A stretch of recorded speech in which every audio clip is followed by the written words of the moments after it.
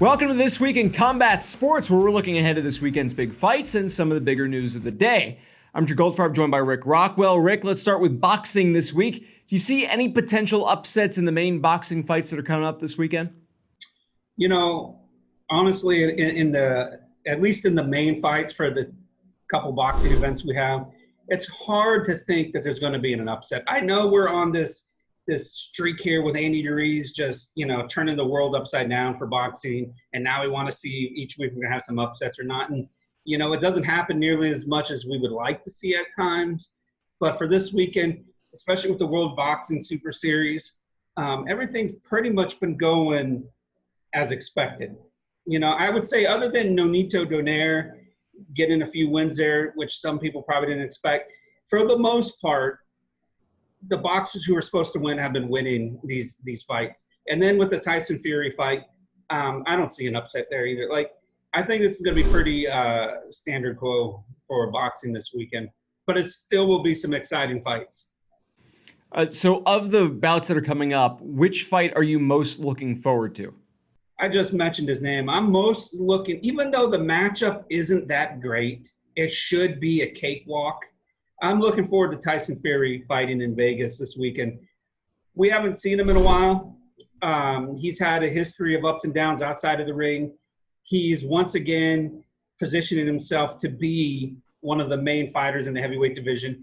With Ruiz upsetting Joshua, Wilder looking to have any big fight he can. And then the news coming out last week that they're going to have their rematch most likely at the beginning of next year or sometime in early 2020. I don't think they're going to get it done before the end of 2019. That's going to be huge. I believe Fury should have won the first fight. They called it a draw. I get sick and tired of these scapegoat results where they have these draws. It's like you can't just have someone win. You have to have it a draw. It's not like they weren't going to fight again. There's some of the biggest names in the heavyweight division. People want to get paid, and to get paid, you got to fight other big names. That's why Wilder was chasing after Joshua for so long, and Joshua obviously messed that whole thing up. Bottom line is, I want to see how Fury looks. I want to see how, if he's going to be able to finish his opponent this weekend early, or if he's going to take it longer into the fight. He has the power to knock him out quickly. Just like with Triple G last week, it's kind of the same ilk in terms of a mismatch in level of talent. So I just want to see how good he looks. That's why I'm the most interested in that fight.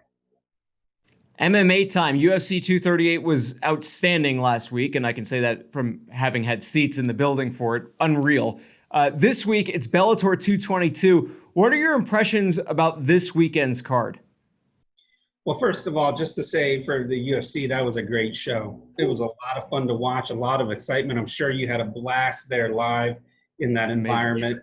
Just with some of the big names there and the big fight feel and the history made with Cejudo, who, I don't want to brag or anything, but I did go 11-2 in my picks for UFC 238. It was two preliminary bouts that I didn't get right.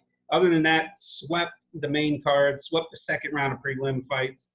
Was feeling pretty good about that. Now we're coming to Bellator 222 this week.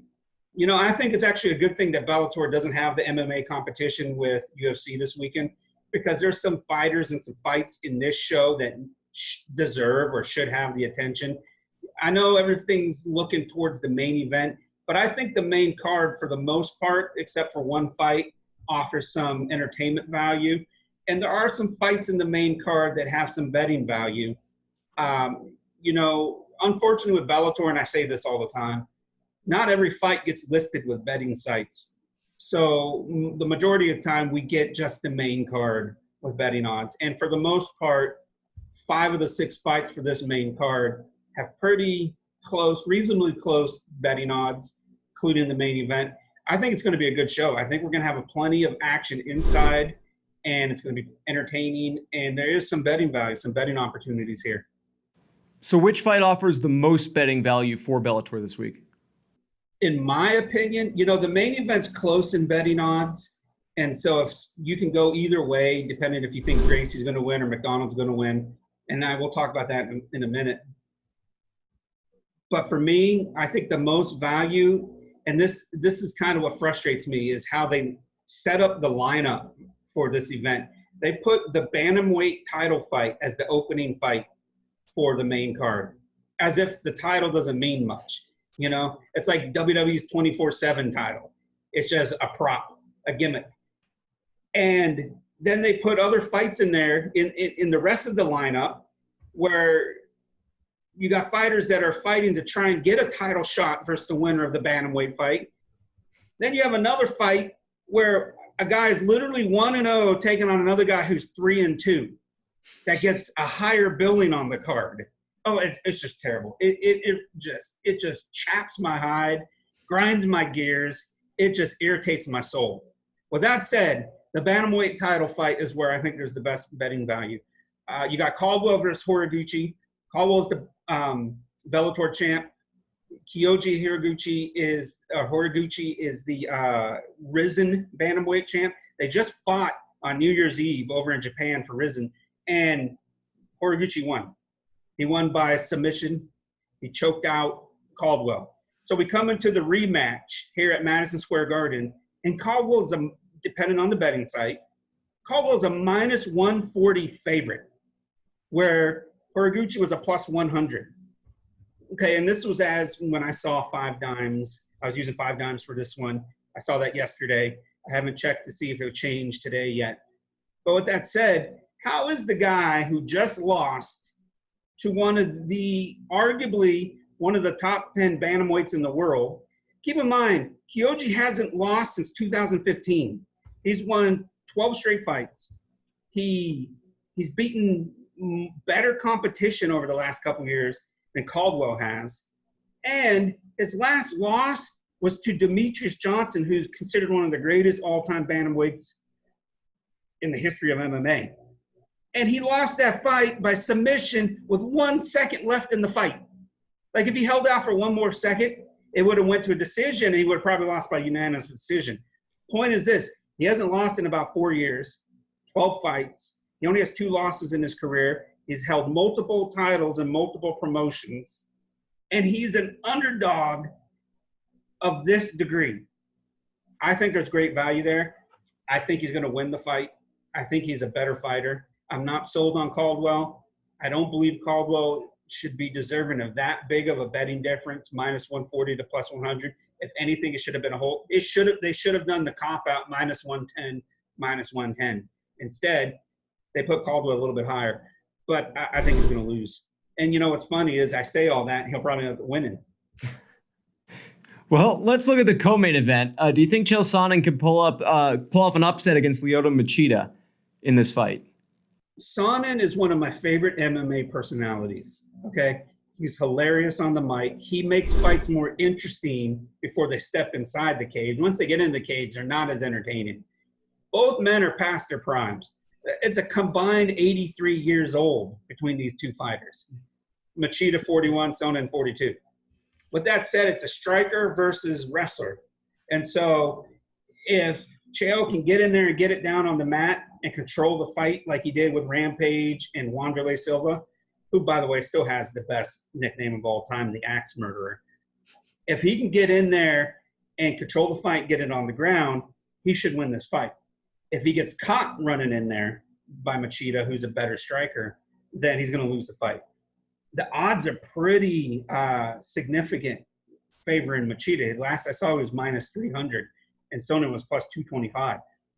That's a big difference right there, considering both fighters are past their prime, in their 40s, in a wrestler versus striker matchup. I know Machida's not he's not incapable on the ground. Like, he can defend himself on the ground, but not to the level he'll need to beat Sonnen on the ground, and vice versa. Chael is able to throw some punches and defend himself, but he's not nearly on the same level as Machida as a striker. And Sonnen said it himself, like, he's really got to focus, otherwise he's going to end up being carrying out of the cage, being knocked out by Machida.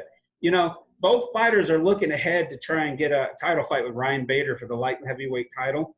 Machida beat Bader in 2012, and Sonnen said that he's wiped the mat with Bader every time they had any kind of wrestling practice or sparring session or whatever you want to call it. For this fight, I actually picked Sonnen to win because I liked the value. I thought it was a better return, and I thought this fight should be closer in odds.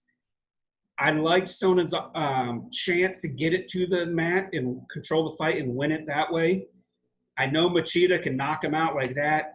So if he can close the distance and get in there and get it down, he lost to Fedor last October because Fedor's got a stronger base and is better versus takedowns and has the power.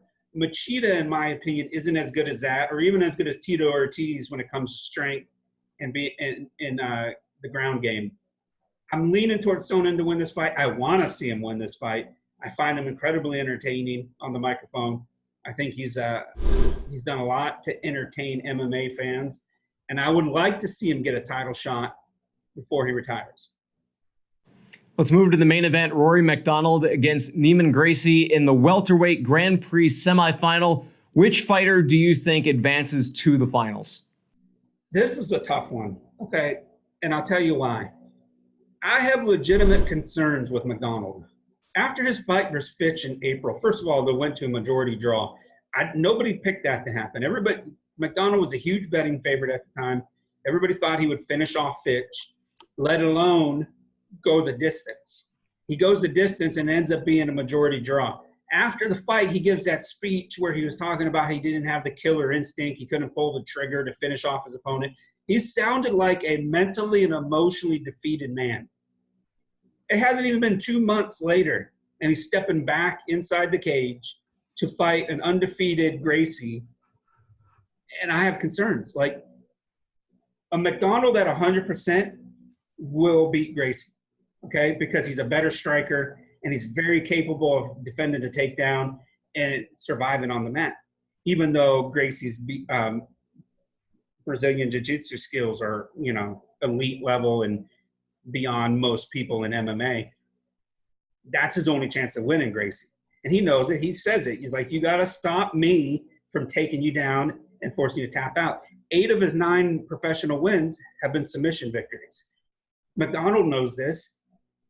But if the fight's going to come down, first of all, before it even starts, are we going to get 100% MacDonald? Is he going to be able to step inside the cage and, as he says, pull the trigger, finish off his opponent when the opportunity arises? Or is he going to come in there and be hesitant and leave an opening and get choked out or leave a limb out there to get tapped out?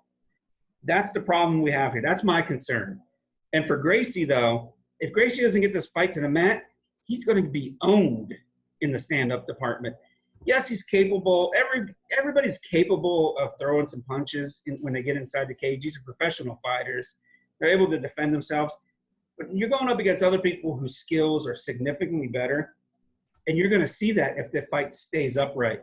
So it's going to come down to, first of all, MacDonald's mindset and his mental health coming into this fight. Then it's going to come down to his takedown defense versus Gracie's stand-up defense.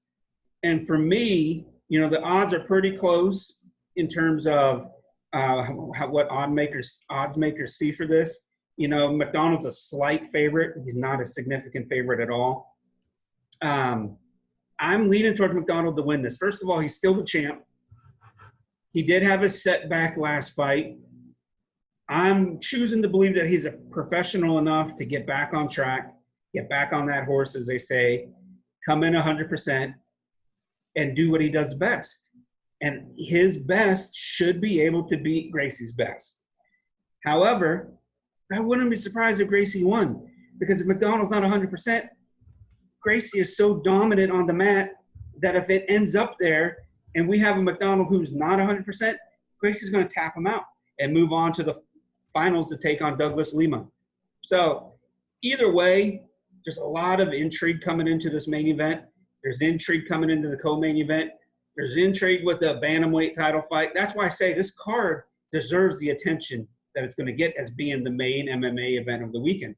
There's some really good matchups, and we didn't even talk about the other half of the main card. Even on the undercard, there's some good matchups. I believe this is going to be one of Bellator's better events of the year, and I'm looking forward to it. It's on Friday night. I think it's going to be a lot of fun to watch if you have the zone. If not, you're just going to have to follow along on, whatever website you read the live play-by-play results and, miss out on all the action. Rick Rockwell, thank you very much. Be sure to check out Rick's articles on boxing, MMA, and more online now at gamblingsites.org. And make sure to like, share, and subscribe to the Odds On Favorites YouTube channel. I'm Drew Goldfarb. He's Rick Rockwell. Thanks so much for watching. See you next time.